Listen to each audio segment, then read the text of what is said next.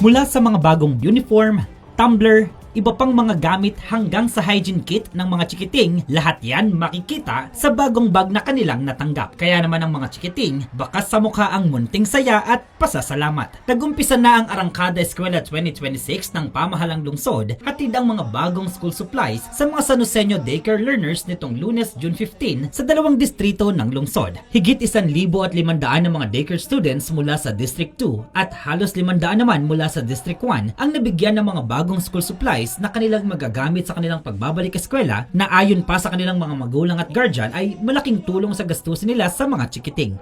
Actually, mahirap kasi ngayon first time man po ako. So first time ko rin po bumili ng mga gamit sa school. Ang mahal nga po umabot din kami ng magpo 4K. Gamit pa lang po sa school yun. Kaya sobrang laking tulong din po nang binigay ni Mayor Mayora. Kasi po, may bag na po siya, kasama na yung bag, may tumbler, na kailangan talaga sa school. Napakaganda kasi, imagine nyo po, baby pa lang po sila, mga 3 years old to 4 years old, kasama na agad sa plano merinda. So, napakaganda po talaga ng layunin ni Mayor. Maraming salamat po sa natanggap naming bag. Say hi! Hi! Ayaw na mag-hi. So, yun lang po. Maraming salamat po. Malaking tulong na po ito sa kanya para sa school niya. Malaki na rin tulong kasi hindi na rin makabili ng ganito. Tapos mayroon ng binigay ni Congressman.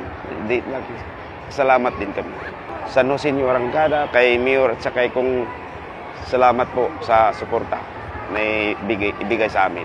Pinangunahan mismo ng magkatuwang sa serbisyo Mayor Florida Aterida Robes at Congressman Arthur B. Robes ang ceremonial distribution para sa mga chikiting kung saan nakasama nila rito sina Vice Mayor Arlene Bartolome Arsiaga at mga miyembro ng Sangguniang Panlungsod sa pangangasiwa naman ng City Social Welfare and Development Office at mga gurong miyembro rin ng City Federation of Child Development Workers and Teachers o CFC-DWT. Mahalaga po talaga na sa mga programa ng ating mahal na lungsod ay kasama ang mga Child Development Center learner o yung ating mga daycare children dahil ito po ang unang hakbang. Ito po yung pinaka-crucial stage na kung saan mahuhubog po ang kanilang holistic development para po sa paghahanda sa mas mataas na pag-aaral. Siyempre po, sila po ang pag-asa ng ating lipunan sa kanilang future. So, mas maganda na nahuhubog na sila ngayong bata pa lang nasa daycare po. Lalo na yung values, formation, yung socialization,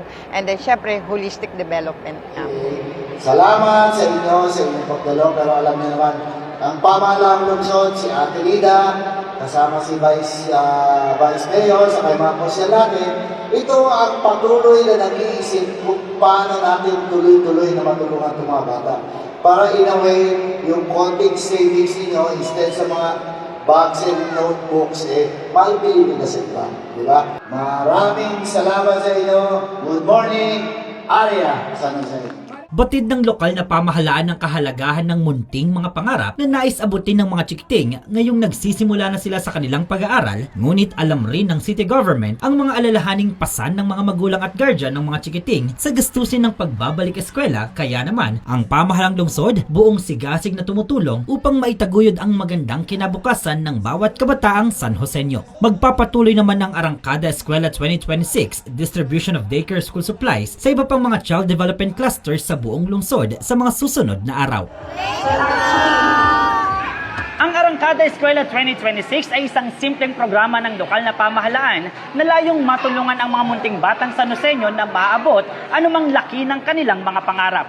Kaya dito sa The Rising City, basta't para sa magandang kinabukasan ng mga batang Sanoseño, go na go dyan ang pamahalang lungsod. Para sa Balitang Sanoseño, ako si Jello Darantinaw, Public Information Office.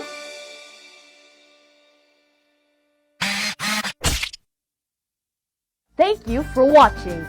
For more news and information, don't forget to like, comment, and share this video, and follow the official pages of the city government of San Jose del Monte. This is Nate Ed Duarte from Tungpumanga Elementary School. Thank you very much. Aria San Joseño.